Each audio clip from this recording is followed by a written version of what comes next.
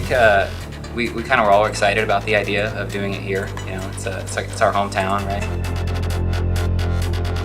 So when I ask people, international friends, what they think of Seattle, you know, right off the top of their head, they're like, oh man, rain. It's a really cool city. It's got a lot of really cool atmosphere. It's got a lot of low cloud decks, a lot of fog, a lot of rain. The cool part about working on this new system is that we can throw the type of detail that we just couldn't before.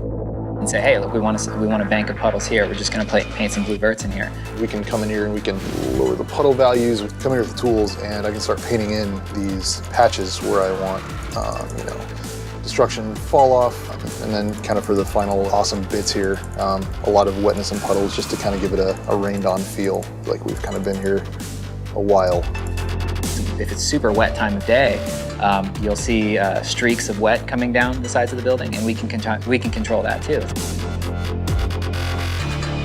You see the sun like hitting a wet street, and it kind of flares out for a second, just like if you're walking down the street and it had just rained and the sun is coming down the center of a street, right? And it flares out in your eyes.